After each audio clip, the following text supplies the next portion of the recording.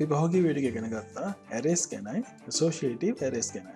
මේ වීඩියෝ එකෙන් අපි බලන්න යන්නේ array functions කීපයක් ගැන. මම ආයෙත් පාරක් ඔයාලට මතක් කරන්න කැමතියි PHP MySQL use කරලා database programming කරන්න නම් ඔයාට arrays ගැන මූලික දැනුමක් අවශ්‍යම වෙනවා. අපි එහෙනම් array functions ටික try කරලා බලමු. මම අලුත් file එකක් save කරගන්න. අපි ඒක නම දාමු array functions කියලා.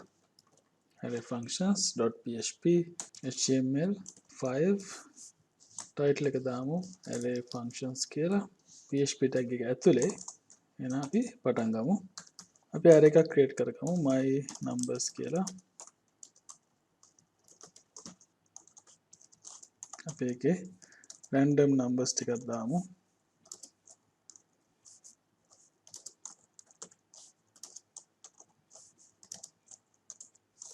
හරි. අපි දැන් ඉස්සෙල්ලා බලමු function එක. ඔයාලට numeric array එකක් දුන්නොත් ඒකේ තියෙන maximum value එක කොහොමද හොයාගන්නේ කියලා. අපි type කරමු maximum value කියලා. අපි result එක echo කරමු. function එකේ නම තමයි max brackets ඇතුලේ දෙන්න ඕනේ. වගේ array එකේ නම. අපි page එක refresh කරලා බලමු. මම open කරගන්නම් අපේ array functions.php ඔමේ දැන් මේ display වෙන්නේ අපේ numeric array එකේ maximum value එක. ඒ වගේම තියෙනවා function එකක් minimum value එක හොයන්න පුළුවන්. function එකේ නම min. අපි br tag එකක් දාමු අන්තිමට. refresh කරලා බලුවාම ඔයාලට පේනවා array එකේ තියෙන minimum value එක ඇවිල්ලා 11. function එකෙන් minimum value එක අරන් තියෙනවා. දැන් අපි කියමු ඔයාලට බලා ගන්න ඕනේ array එක items කීයක් තියෙනවද කියලා. ඒකට තියෙන function එක තමයි count. count කියලා type කරලා brackets ඇතුලේ දෙන්න ඕනේ array එකේ නම.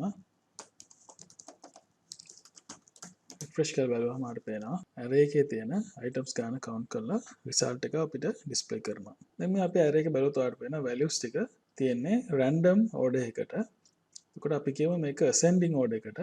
එහෙම නැත්නම් ආරෝහණ පිළිවෙලට මේක ඔයාලට order කරගන්න ඕන නම් එහෙම නැත්නම් sort කරගන්න ඕන නම් sort කරගන්න තියෙන function එක තමයි sort. function එකේ නමත් sort.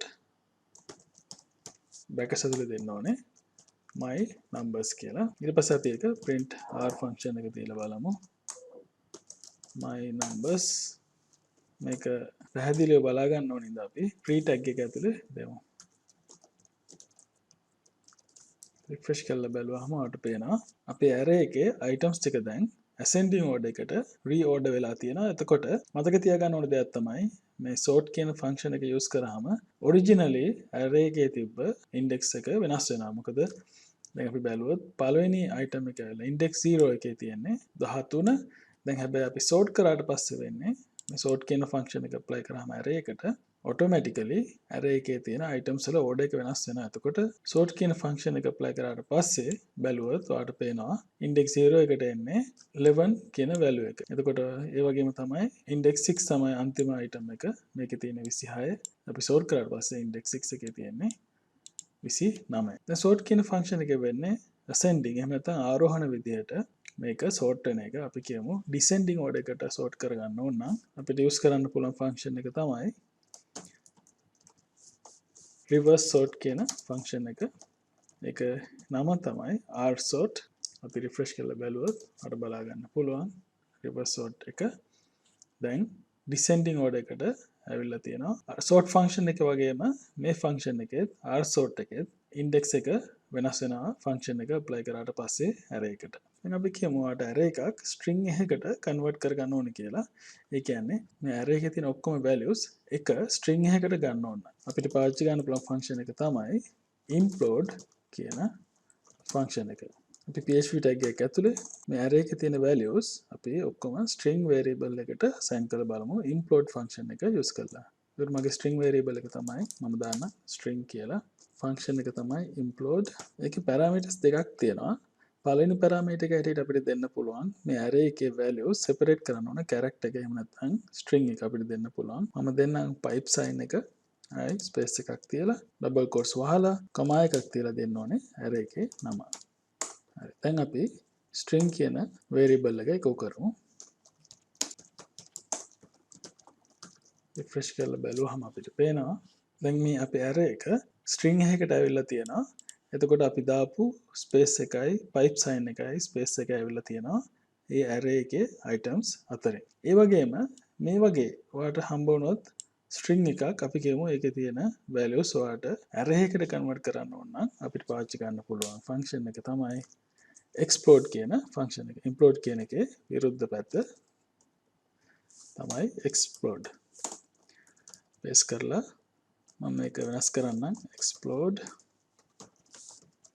ඊට අපිට දෙන්න ඕනේ new array එකක් දෙමු අපි එතකොට implode එකේ වගේම explode එකෙත් parameters දෙකක් දෙන්න ඕනේ පළවෙනි parameter එක තමයි අපිට දෙන්න ඕනේ මේ string එකේ values separate වෙලා තියෙන string එක එහෙම නැත්නම් character එක ඊට පස්සේ දෙවෙනි parameter එක දෙන්න ඕනේ අපිට array එකට convert කරන්න අවශ්‍ය string එක ඊට පස්සේ අපි අපේ අලුත් array එක print r function එක දීලා display කරලා බලමු new array මෙතන අපි දෙමු pre-tag එකක් අපිට පැහැදිලිව result එක බලා ගන්න ඕනේ හින්දා refresh කරලා බලමු ඔව් දැන් මේ තියෙන්නේ අපේ string එක convert වෙලා තියෙන array එකට ඒක එහෙම වෙලා තියෙන්නේ අපි export කියන function එකට දුන්නා කොහොමද separate කරන්න ඕනේ කියලා values ටික space එකයි pipe sign එකයි space එකයි දීලා එතකොට function එක automatically මේ separate කරන character එක හොයලා ඒක අයින් කරලා items ටික array එක වෙන වෙනම elements හැටියට දාගෙන තියෙනවා පාඩම ඉවර කරන්න ඉස්සෙල්ලා අපි තව එක function එකක් බලමු අපි කියමු ඔයාලට හොයන්න ඕනේ මොකක් හරි array එක item එකක් තියෙනවද කියලා search කරලා බලන්න ඕනේ කියලා search කියලා අපි type කරලා function එක දාමු function එකේ නම තමයි in_array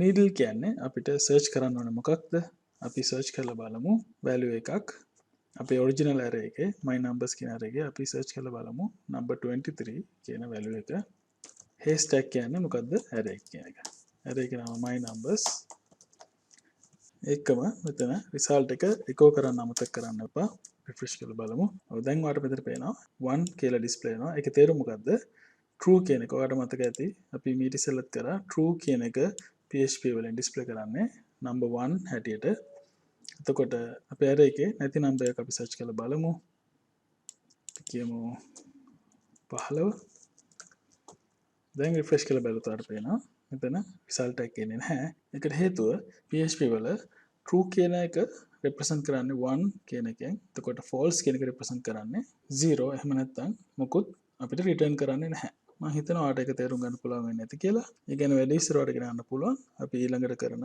boolean data type එක ගැන discuss කරන වීඩියෝ එකේ. ඉතින් අපි මේ බැලුවේ array functions දෙක තුනක් විතරයි. PHP වල array functions ගොඩාක් තියෙනවා. PHP website එකට ගියොත් තියෙන array functions මොනවද කියලා බලා ගන්න පුළුවන්. අපි ඊළඟ වීඩියෝ එකේ බලමු boolean data type එක ගැන. එහෙනම් ඊළඟ වීඩියෝ එකේ හම්බ වෙනකන් ඔබට සුබ දවසක්.